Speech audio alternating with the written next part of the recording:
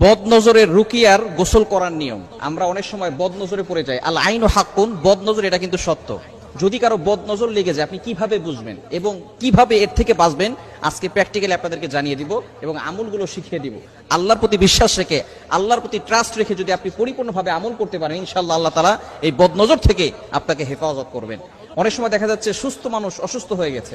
আপনার ছোট বাচ্চা খুব সুন্দর করে হাসাহাসি করে, ছোট বাচ্চা খাওয়া দাওয়া ঠিক মতো করতেছে, হঠাৎ করে খাওয়া দাওয়া বন্ধ করে দিয়েছে, শরীরে শুকিয়ে যাচ্ছে, মেয়েটা কথা শুনে না, অনেকের বিয়ে হচ্ছে না, এটা বদনজরের কারণে হতে পারে। কেননা আল আইনু হাক্কুন, বদনজর এটা সত্য। নবীজি সাল্লাল্লাহু আলাইহি ওয়াসাল্লামের জামানায় কিন্তু এরকম হয়েছিল।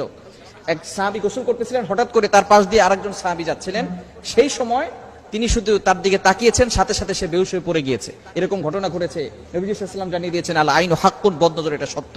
এখন এই বদনজর যদি আপনার ভিতরে থেকে থাকে, আপনার খেতে ভালো লাগে না, অসুস্থ হয়ে যাচ্ছেন, দিন দিন শুকিয়ে যাচ্ছেন, কোনো কাজে ভালো লাগে না, ব্যবসায় লস হয়ে যাচ্ছে, বিভিন্ন ধরনের সমস্যা আমাদের ভিতরে থাকে, বিশেষ করে স্বামী স্ত্রীর ভিতরে ঝগড়া লেগে থাকে। এই বদনজর যদি আপনি কাটাতে চান, কি করবেন? আপনি প্রথমে একটা বালতি অথবা একটা পাত্র নেবেন, অথবা গামলা হলেও হয়, সেখানে আপনি পানি নিয়ে, পবিত্র পানি নেবেন, আপনি নিজে অজু করে নেবেন। অজু করে আপনি 2 হাত সেই পাত্রের ভিতরে রাখবেন, পানির ভিতরে রাখবেন। রাখার পরে আপনি 7 বার দুরূদ শরীফ পড়বেন। যে কোনো দুরূদ পড়লে হবে, তবে দুরূদ ইব্রাহিমটা পড়বেন, যেটা আমরা নামাজের ভিতরে পড়ি, এটা 7 বার পড়বেন। এরপরে 7 বার সূরা ফাতিহা পড়বেন, 7 বার আয়াতুল কুরসি পড়বেন, 7 বার সূরা কাফিরুন পড়বেন, 7 বার সূরা ইখলাস পড়বেন, 7 বার সূরা ফালাক পড়বেন, 7 বার সূরা নাস পড়বেন।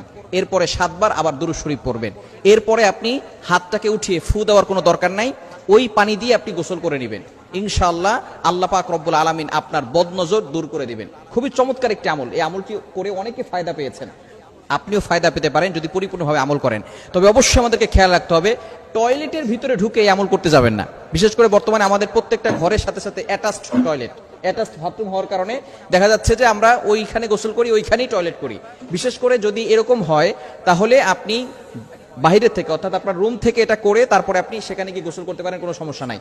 এই পানি দিয়ে গোসল করার পরে অন্য পানি দিয়েও আপনি গোসল করতে পারেন, কোনো সমস্যা হবে না। এভাবে যদি আপনি আমল করতে পারেন, অবশ্যই আপনি আল্লাহর পক্ষ থেকে উপকার পাবেন এবং কোরআনের যে একটা মুজিজা আছে, কোরআনের যে পাওয়ার আছে, এটা আপনি সচক্ষে দেখতে পারবেন যে আল্লাহ পাক রব্বুল আলামিন আপনাকে সকল ধরনের বদনজর থেকে হেফাজত করবেন। আর আয়াতুল কুরসি, চারকুল, এগুলো 5 ওয়াক্ত নামাজের পরে আপনি পড়বেন। তাহলে কেউ ব্ল্যাক ম্যাজিক করে, জাদুটোনা করে আপনাকে কোনো ক্ষতি করতে পারবেন। অনেক সময় দেখবেন এই যে নামাজের পরে আপনি যদি আয়াতুল কুরসি না পড়েন, তাহলে কিন্তু আপনি বিপদে পড়ে যেতে পারেন। কারণ আয়াতুল কুরসি হচ্ছে জিন বলেন, ব্ল্যাক ম্যাজিক বলেন, কুফরি কালাম বলেন, সবকিছুর বড় মহা ঔষধ। সূরা বাকারার 255 নম্বর আয়াত, 3 নম্বর পারার 1 নম্বর পৃষ্ঠার 8, 9, 10, 11, 12, 13 নম্বর লাইনগুলোতে রয়েছে।